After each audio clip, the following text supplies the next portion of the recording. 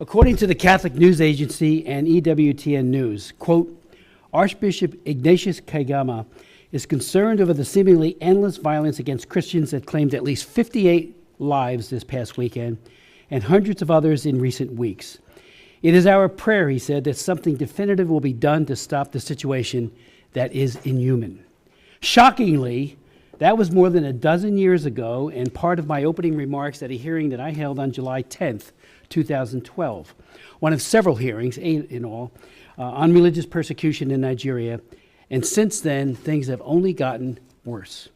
1 year later, in 2013, I visited Archbishop Kaigyama in Jos, Nigeria. We visited churches, 5 of them that had been recently firebombed by Boko Haram, and spent hours listening to survivors tell their stories. Despite their numbing loss and pain, I was absolutely amazed at the survivors about their faith, very deep faith, their courage and the resilience.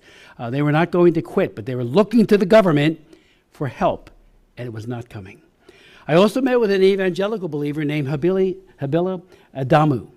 Dragged from his home by Boko Haram terrorists, he was ordered to renounce his faith. With an AK-47 pressed to his face, he was asked, "Are you ready to die as a Christian?" With extraordinary courage, Habila answered, "Yes, I am ready to die as a Christian." He was asked a second time, and he repeated his answer. His wife was pleading, "Please don't kill my husband." And yet he said, "Yes, I am ready to die as a Christian." This time, the terrorist pulled the trigger. A bullet ripped through Habila's face. He crumpled to the ground, bleeding profusely, left for dead. By some miracle, he survived. I met him at an IDB camp in Jos. I asked him to come to Washington to tell his story. He did. And at the congressional hearing, he said this to our subcommittee, this subcommittee: "I am alive because God wants you to have this message. Knowing Christ is so much deeper than merely knowing Boko Haram's story of hate and intolerance." He closed his testimony with this: "Do everything you can to end this ruthless religious persecution, but know Christ first." To the end, everything he did was to witness, to radiate his love for God, but he was also calling on us to get involved and do something. Since then, however, the wanton violence against Christians in Nigeria has grown significantly worse. A couple of days ago, the Pillar Catholic reported, and I quote, "While Christians are receiving ashes last Wednesday to begin Lent, news broke out in Nigeria that a priest had been brutally murdered by kidnappers who had stormed his rectory the night before and kidnapped him. With deep sorrow and righteous indignation, I condemn in the strongest terms the relentless and tragic wave of kidnappings targeting priests, pastoral agents, and the faithful," Bishop Kundi said in a March 7th, just a couple days ago, press conference, which expressed outrage over the kidnaps and the brutal murder of his priests. According to the sources in the diocese, Father Sylvester was bound by his kidnappers. He was shot in the head, and I saw the picture. It is heartbreaking to look at. Shot at close range with an assault rifle, and according to the officials of his diocese. The systematic slaughter and abuse of Nigerian believers must stop. Delay is denial and a death sentence to so many. One of our distinguished witnesses today, Bishop Wilfred Anagbe of the Diocese of Makurdi, Nigeria, traveled a long distance to be with us today and will testify, and this is from his testimony: militant Fulani herdsmen are terrorists. They steal and vandalize. They kill and boast about it. They kidnap and rape, and they enjoy total impunity for this from the elected officials. None of them, I repeat his quote, "none of them have been arrested and brought to justice." In December of 2020, President Trump designated Nigeria as a country of particular concern, only to be reversed without justification by Secretary Blinken in November of 2021. And I know I asked him at hearings. I asked him privately, but also asked him at open hearings, why? Never got a good answer. Religious leaders in Nigeria were outraged by the Secretary's decision. One Nigerian bishop challenged the Secretary and said, "Christian persecution is more intense than ever." And that was Bishop Mamza. And Genocide Watch has called Nigeria a killing field of defenseless Christians, quote unquote. Yet the government of Nigeria has failed to make progress against religiously motivated persecution of Christians, despite religious freedom being enshrined as an essential human right in their constitution. Likewise, Nigerian legal framework supports pluralism at both federal and state levels, but glaring contradictions exist, especially with laws that criminalize blasphemy, some even carrying the death penalty. The U.S. Commission on International Religious Freedom, USCIRF, was, quote, appalled that the State Department did not redesignate Nigeria as a country of particular concern. USCIRF had recommended, and we have the former chairman here, Tony Perkins, had recommended this designation 4 years in a row, from 2021 to 2024, and said, quote, there is no justification as to why the State Department continues to fail to redesignate Nigeria as a CPC. And again, CPC, as you know, carries significant sanctions, a whole broad array of sanctions that the President and the Secretary of State are empowered to level on a country that commits persecution. When the former Secretary of State Blinken held a joint press conference with the Nigerian Foreign Minister on January 23, 2024, following the Christmas Eve massacre, which targeted killings by radical Fulani terrorists and took the lives of hundreds of Christians, he did offer his condolences, and I watched it. I was glad to see that. But we need to take it beyond just saying, I feel sorry for you. And these Christian killings recurred the following year, just 3 months ago. Make no mistake, these ongoing attacks are based on religion and diverting attention from it tonight. So let me just say parenthetically, I tried for 3 years to get the Clinton administration to designate Boko Haram as an FTO, of the Obama administration, as a foreign terrorist organization. I held hearing after hearing, and they wouldn't do it. On the day I was marking up my legislation to do this, just that, State Department said, oh, we're going to designate them an FTO. And after all the crimes they were committing, later it was the Chibok girls, it was all the other atrocities being committed by Boko Haram, and they wouldn't even give them the FTO status so we could start investigating where they get their money, their weapons, and the like. Make no mistake, all of these attacks are based on religion, like I said, and diverting attention from it denies that we have seen with our own eyes. This is religious cleansing. It needs to stop, and the perpetrators need to be brought to justice. Last year, the House Foreign Affairs did adopt my resolution, HRES 82, calling on the Biden administration to redesignate Nigeria as a country of particular concern. It passed exactly 1 year ago, almost a year ago, in the committee, but it never came to the floor.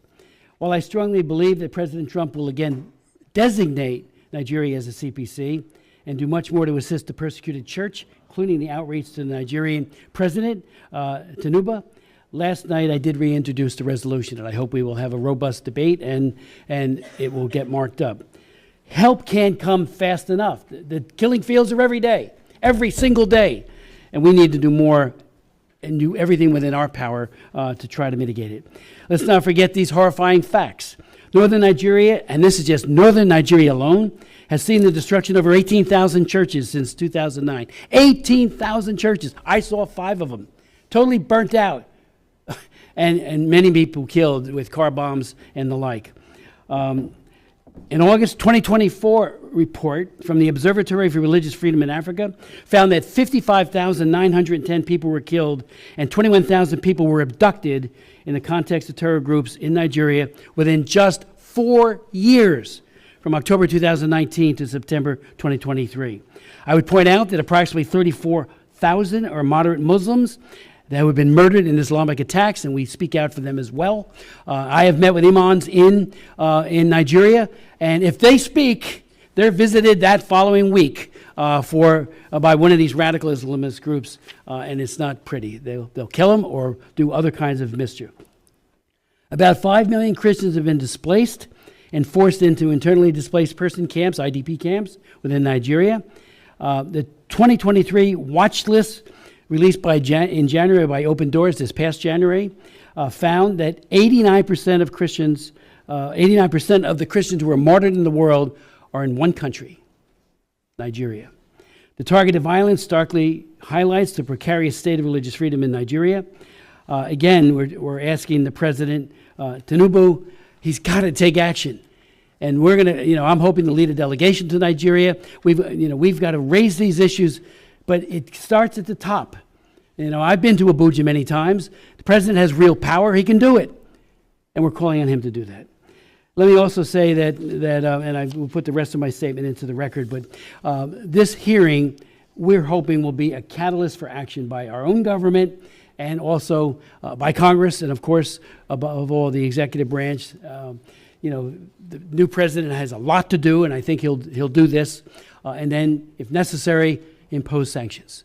Where that has happened, there is change. Where it doesn't happen, the status quo, the killing fields continue. I'd like to yield to Ms. Jacobs for any opening comments you might have.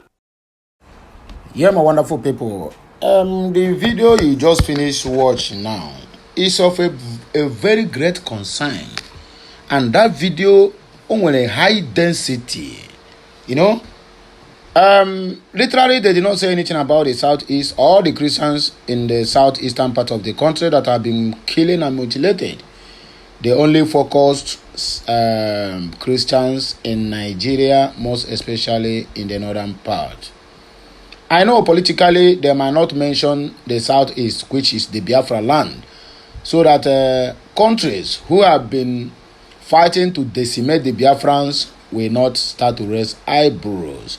But I can tell you that this is the end of the road for the so-called Nigeria. What will I call it?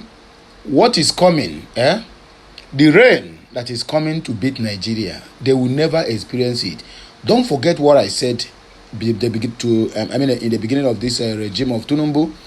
I made it clear that Bola Ahmed Tinubu can be the last president of Nigeria or be the life president of Nigeria. You can imagine how this so-called country will survive if they imposed a sanction on them the same way they have imposed to other countries, including Venezuela that have oil that made them to become where they are today, including Iran that have been imposed for how many years now. Iran have been on a world sanction list. So you can imagine what will happen to Nigeria. Because if that could ever happen to Nigeria, I can tell you that every region will like to go back to their region. I swear to God. And this must surely happen. So you can see that this is a step in the right direction. The rain that is about to beat Bola Ahmed Tinubu and his people is very, very bad. You can imagine them sentencing somebody to death simply because he is defending himself in self-defense over a Fulani. I can tell you there's a news that is coming after this one. I'm going to bring a very vital, important news from Abia State. What is happening? Then for you to then use your hand to judge yourself that this Fulani agenda is not Fulani's agenda. It is a federal government agenda to conquer the whole world. Sorry, to conquer the whole Nigeria, including the southeast. The agenda of Fulani, it is not literally the Fulani, because when you see the Fulanis, they look tattered. They know nothing. They are being pushed, and somebody is out there sponsoring them to do what they are doing. Islamization and Fulanization of the country is on a top notch in this Muslim ticket. You can attest to that, what is happening. If the police can invite people who in their own land, Fulanis are coming to destroy their crops, rape their women, and even buy them on the process, forcing them to agree that they kill a Fulani man or a Fulani herdsman. Can you imagine that?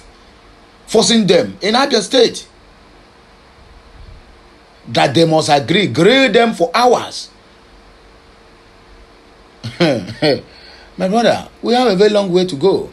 And the earlier we stop this, the better. If not, the agenda that these people have, before we know it, my dear, we have become a tenant in our own ancestral lands. Just like what is happening in Benue and Plateau State. Most of the people that are ancestral land have been taken over are now tenants in IDP camps, which we can never allow that to happen in Biafra territory. So I don't want to take much of your time. I want to just take few comments on this video that we just finished watch now. You know, few comments, then we round up the show. Glowy said they should start by releasing the names of those sponsors, both home and abroad. They help in investigating Buhari and his cronies that enable them, and the druggie who helped Buhari and promised to continue from where Buhari stopped. They should confiscate their assets in jail. That is what this our brother talk. Marco Deswe said, I am from Jos. I had first-hand experience of attacks from Islamic Fulani terrorists in villages and communities within Plateau. I have lost an uncle and friends due to high tolerance from the Christian Middle Belters. I opine from them that Christianity as a religion has weakened us. You see, that is what we keep saying. Because Christianity you should, how do you to say yourself? Allow God to avenge. And people are coming into your land, into your house, maiming you and massacring you every day. Instead of you to revenge, he said, no, vengeance is of mine, says the Lord. That is what the Europeans used in enslaving us. Because that's exactly what they are doing to us. When they come to take your mineral resources and you revoke, they tell you, give you that quotation in the Bible that vengeance is mine, says the Lord. Religious or religion in totality have weakened many African countries. That is why they cannot revoke against their leaders today. But the people who gave us this religion will never take no for an answer. They will never come out now for their arms while their government are looseguarding them. No, they will march on the street. Try that in Nigeria or African country. Your church leader say will be the one to come and tell you, God says, vengeance is of mine. Leave it for her. God is going to fight your battle.